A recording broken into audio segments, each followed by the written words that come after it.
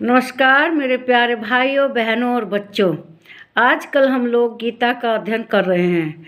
गीता का अध्ययन करने के लिए हम एक एक श्लोक का अर्थ समझने की कोशिश करते हैं, उसका अर्थ बताते हैं और समझते हैं। तो इसी क्रम में हम गीता के अध्याय 6 के श्लोक 43 पर आ गए हैं। आज हम गीता के अध्याय 6 के श्लोक 43 पर अध्ययन करेंगे।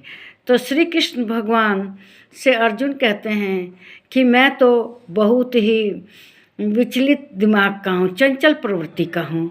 मैं कैसे योग सिद्ध कर सकता हूँ, मैं कैसे योगी बन सकता हूँ। तो मेरा तो बीच में ही छूट जाएगा और इससे मेरा दुनिया में उपहास होगा। मैं एक बादल की भांति छिन्न भिन्न हो जाऊँगा। तो श्री कृष्ण भगवान कहते हैं कि ये तुम्हारा योग का जो तुम्हारा रास्ता है, ये अगर तुम इस पर विचलित भी हो जाते हो और योग सिद्ध नहीं कर पाते, तब भी तुम्हें उसका लाभ मिलेगा। तुम इस मृत्यु के पश्चात जो शाश्वत शांति है उसको प्राप्त करोगे और शाश्वत शांति और स्वर्ग भोग कर फिर तुम्हारा जन्म होगा। और उस जन्म में अपने संस्कारों के कारण, जो तुमने पिछले जन्म में योग का अध्ययन किया था, योग के रास्ते पर चले थे, उसका अभ्यास किया था, उसके कारण तुम्हें अपने संस्कार से योग में फिर लगने की रुचि होगी, योग का रास्ता अपनाओगे और इस तरह से तुम ब्रह्म को प्राप्त होगे। यह योग किसी भी तरह से लाभकारी है, इसमें आदमी हारता नहीं है। क्यों? क्योंकि ये संस्कार जैसे बैंक में हमारी पूंजी जमा होती है, इस तरह से इकट्ठे होते रहते हैं संस्कार, अभ्यास, और फिर हमें उसका सब शुद्ध सही ब्रह्म की प्राप्ति हो जाती है। तो यही श्री कृष्ण भगवान अर्जुन को समझा रहे हैं। क्या कह रहे हैं? तत्र तम बुद्धि संयोगम लभते पार्वदेहिकम यतते च तयो भूय संसिद्धो कुरु नंदन। कहते हैं उस पहले शरीर में संग्रह किए हुए बुद्धि संयोग को अर्थात समबुद्धि रूप योग के संस्कारों को अनायास ही प्राप्त हो जाता है। और हे कुरुनंदन, उसके प्रभाव से फिर परमात्मा की प्राप्ति रूप सिद्धि के लिए पहले से भी बढ़कर प्रयत्न करता है।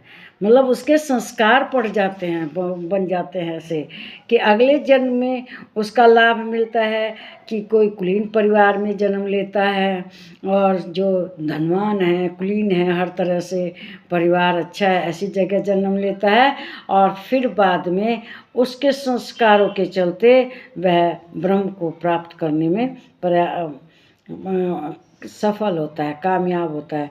अगर मनुष्य के अच्छे संस्कार ना हो, योग के रास्ते पर चला, अभ्यास किया, भले ही उसे सिद्धि ना मिली हो, लेकिन उसके परिणाम स्वरूप उसको अगले जन्म में अच्छा परिवार मिला और संस्कार मिले और पूर्व जन्म के संस्कारों के चलते योग के रास्ते पे चलने के कारण, बार बार योग का अभ्यास करने के कारण उसको अगले जन्म में अच्छा परिवार मिला। उसे सिद्धि तो नहीं मिल पाई, भगवान से उसका मिलन नहीं हुआ, क्योंकि भगवान से मिलन के कारण न मिलने का कारण वो पथभ्रष्ट हो गया था, बहक गया था।